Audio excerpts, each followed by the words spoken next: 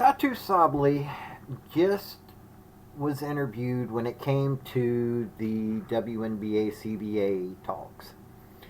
And she said that the first offer that they brought was a slap in the face. Well, let me tell you something. While it may be a slap in the face, here's the problem. Y'all are forgetting one important aspect. What value are you bringing to the talks?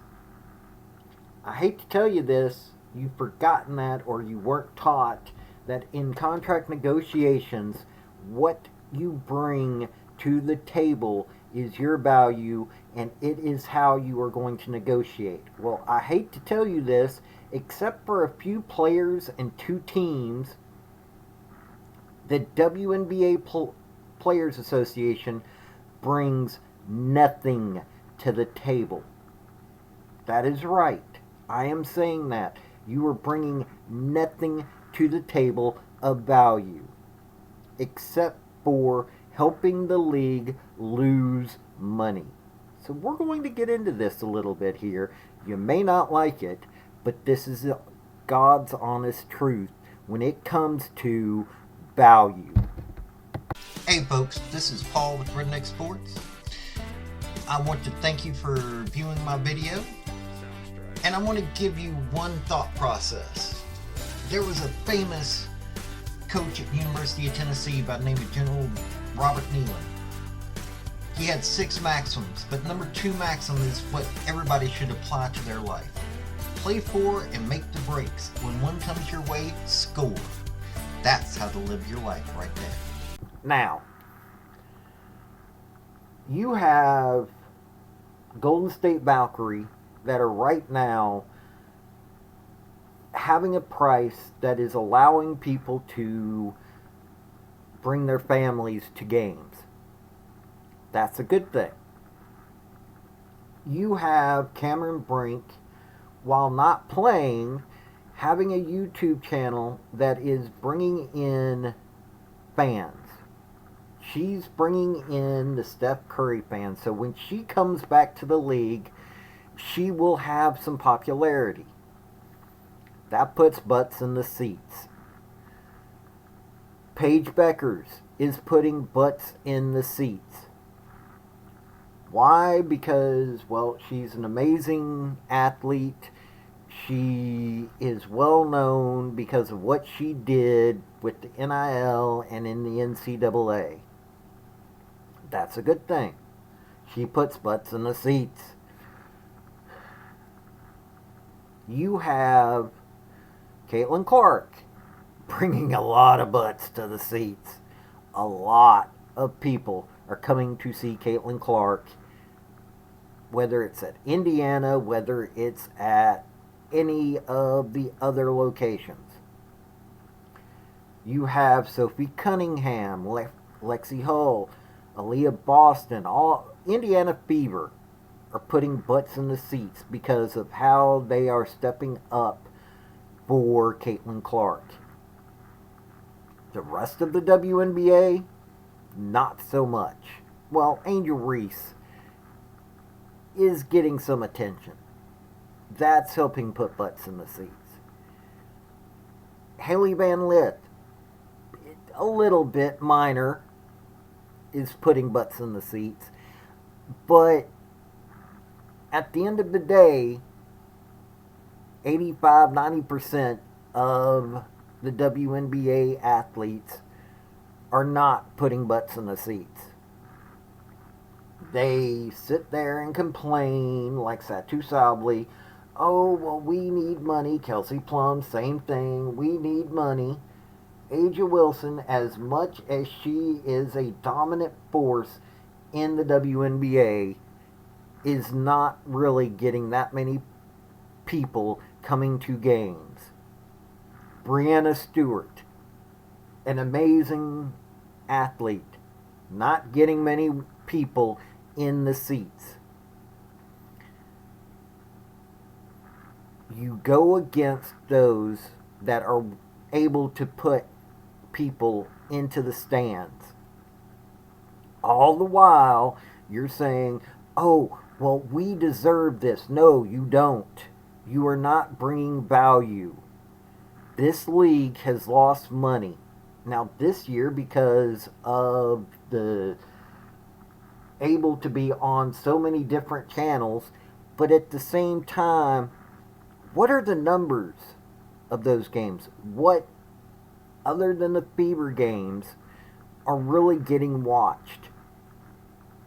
Now, this isn't completely the fault of those women that are the athletes in the WNBA, but it's really close. Y'all really are hurting your case because you're not bringing value. Let me go another step further on this. The WNBA front office, the front office of so many of these teams, know that you bring no value. Because of that, they aren't doing anything outside of the bare minimum. Seriously. The NBA, look what they do with the inside the NBA. Charles Barkley, Shaquille O'Neal, Kenny Smith, Ernie Johnson. That one show has people watching them, which brings more eyes onto the NBA. The WNBA has not done or helped support anything like that. Yes, they are hurting the case right now because of these CBA talks. I've already covered this in another video. But it is up to the athletes to doing this. You have been doing the same thing for almost 30 years, and it has been straight up failure. You may not like hearing that, but it is. It has been a straight up failure. You do the same thing over and over again, which is a definition of insanity, because you are failing. You finally got it to the point where things might be turning around, but you call the CBA early. This is not a good thing for you. You aren't bringing value, and you are showing that you are willing to be failures. If you do a lockout, all that's going to do is further hurt you. You need a few more years. You really do. You take a look at the Boston Celtics of the 60s. 11 championships in 13 years. A good year for them, they ended up with a profit of $30,000 at the end of the year. They didn't even fill half the Boston Garden. You folks are having that problem right now, and y'all can't figure it out. Why?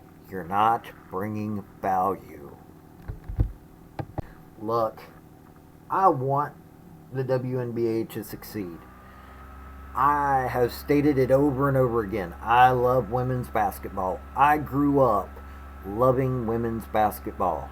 Pat Head Summit is an idol to so many of those of us from East Tennessee, whether we are male or female. We didn't have men's basketball that was worth a flip.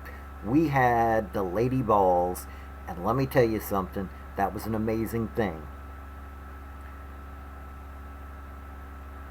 Women getting the chance to play pro basketball in the United States, that's a good thing. But you have to realize that this league has to recover from almost 30 years of failure.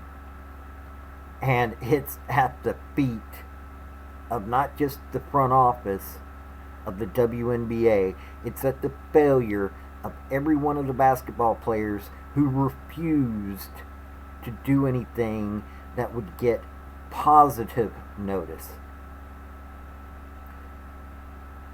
I would love to see the LA Sparks be one of the best teams out there. I am an LA Sparks fan.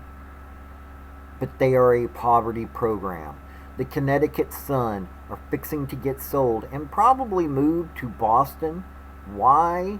Because they are a poverty program that can't make enough money for the tribal council to think that they can actually improve conditions to the point that they can keep that team in Connecticut. You've got new teams coming in, and most likely, for the first few years, they could be failures until something good comes along. There's already been teams in two of the cities that are fixing to have expansions, and they failed once. You have to realize that it's not about getting more athletes, it's about getting more fans. And until you realize that, you are going to fail. You are going to make yourself continuously look bad because you can't figure out that you have to get butts in the seat. Every one of those seats don't have to be filled, but they do need to start having far more in them than what is in them. You have to get a product that people want to watch on TV, or these TV contracts will go away. I'm glad for Monumental, whatever that has a Washington Mystics on it. I am glad that Ion has been having women's basketball. I am glad that ESPN is showing far more WNBA games. I am happy that other channels are showing WNBA games. But much like Olympic sports, much like other sports that have been on, it's not going to last. How many of you remember the wide, wide world of sports? You probably don't unless you're of a certain age. Well, it's no longer here. That's why you don't remember it. It failed because people weren't watching it. It didn't bring value. You have to find how you can bring value. And you've not done it yet. I don't like having to give such a harsh kind of talk, but it's the truth. This has been Paul with Redneck Sports. Y'all have a good day now. Bye. I want to thank you for watching my video. And if you like what you saw, like, subscribe, and comment. Y'all have a good day now.